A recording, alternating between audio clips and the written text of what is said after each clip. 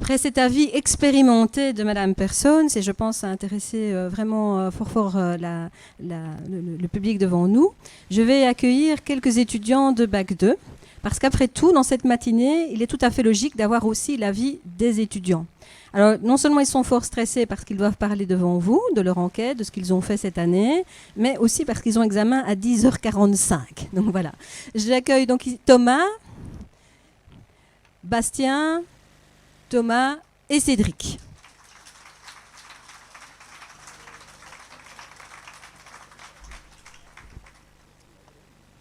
Alors, on m'entend bien. Bonjour à tous. Donc, moi c'est Thomas. On est éducateur étudiant en deuxième année en éducateur spécialisé. Pardon. Ah, c'est bon. Donc, on est étudiant en deuxième année en éducateur spécialisé. Et dans le cadre du cours de didactique, on nous a demandé de monter un projet.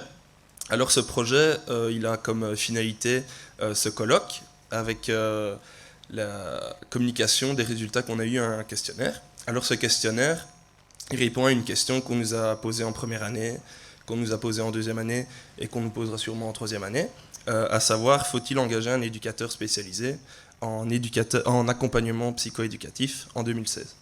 Alors pour répondre à cette question, on a créé un questionnaire à l'aide de nos professeurs et de madame la directrice. Et on a envoyé ce questionnaire à différentes institutions. Peut-être que certains d'entre vous l'a reçu et y a répondu. Donc merci. Et ces questions... Voilà, c'est bon. Donc ces questions, on les a analysées et on va vous les communiquer. Et donc, en fin de présentation, mais je ne sais pas si on aura le temps, il y aura un débat sur donc, cette thématique de faut-il engager un éducateur spécialisé en 2016, donc en accompagnement psychoéducatif en 2016. Et je ne sais pas si on aura le temps. Donc, je vais laisser la parole à Thomas qui va vous donner quelques réponses à quelques questions. Donc, merci.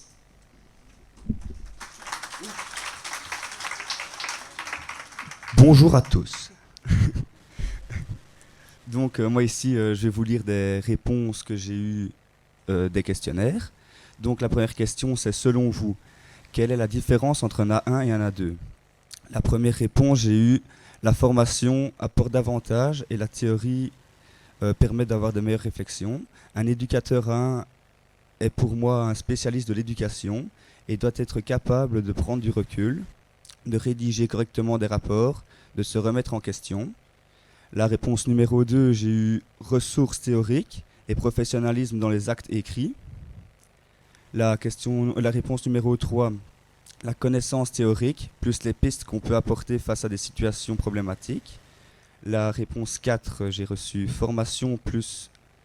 la formation est plus poussée chez les éducateurs A1 qui permet de spécialiser ses interventions éducatives et plus les stages qui amènent de l'expérience.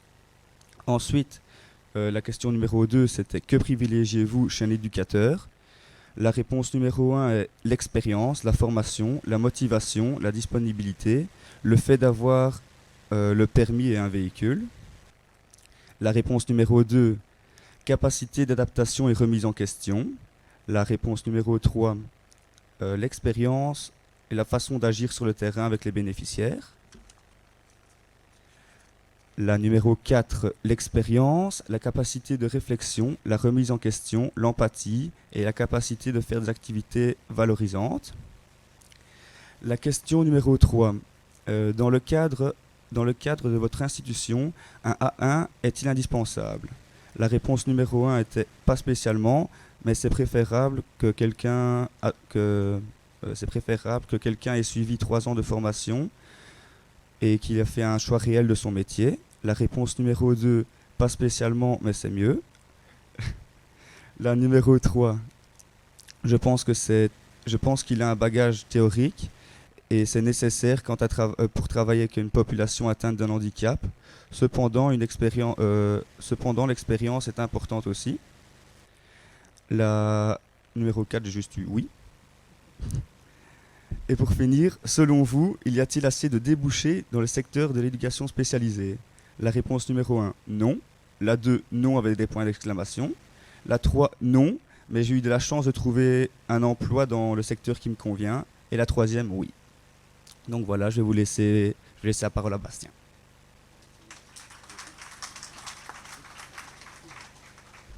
Bonjour à tous, tout le monde m'entend? Yep. Comme ceci, c'est préférable, c'est bon? Ouais. Ok, super. Attends, yep. Ici, c'est bon, super. Donc voilà. Alors, en fait, ici, je vais vous, présenter la synthèse du questionnaire qui a été réalisée donc par rapport au questionnaire reçu de la part des éducateurs, mais aussi des gestionnaires et tout ce qui va avec. Donc ici, c'est un petit peu un gros brainstorming qu'on a eu. Voilà. Donc la première question était, selon vous, quelle est la différence entre un éducateur A1 et A2? Pour la majorité, la formation d'éducateur A1 apporte davantage de ressources théoriques, de réflexion et même de professionnalisme, dans les actes et les écrits. Une minorité pense que le travail reste le même sur le fond.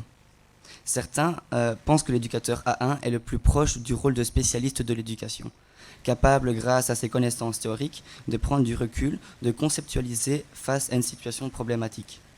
Une importance évidente est mise également à la rédaction du rapport. Pour la deuxième question demandée, c'était que privilégiez-vous chez un éducateur, son expérience et ou son diplôme? Pour tous, l'expérience est un atout certain, mais le fait d'avoir des connaissances théoriques permet une réflexion plus pointue et une prise de recul. Et cela reste un avantage certain. D'autres aspects ne sont cependant pas à négliger, tels que la flexibilité, la personnalité, l'adaptation et la maturité. Voici. Ensuite, pour la troisième question, dans le cadre de votre institution, est-ce qu'un diplôme A1 est-il vraiment nécessaire? Un des participants à l'enquête pense qu'un éducateur A2 a autant d'atouts qu'un éducateur A1. La nécessité d'un diplôme A1 n'est donc pas nécessaire. Par contre, les autres participants à notre questionnaire trouvent cette question redondante par rapport à la question précédente, puisque pour eux, 3 ans de formation est un véritable plus par rapport à la pratique professionnelle. Ensuite, la question suivante était si la formation d'éducateur A2 est assez complète. De nouveau, les lacunes des connaissances théoriques apparaissent clairement. Cette formation semble d'ailleurs pour certains plus proche d'un travail de surveillant ou d'animateur. Et ensuite, pour terminer la dernière question, pensez-vous que le nombre d'éducateurs est trop élevé en comparaison des offres d'emploi disponibles? Nous nous sommes demandé également si le métier d'éducateur spécialisé comptait suffisamment de débouchés. L'entièreté des réponses était un non catégorique. Il n'y a pas assez de débouchés dans le métier d'éducateur spécialisé.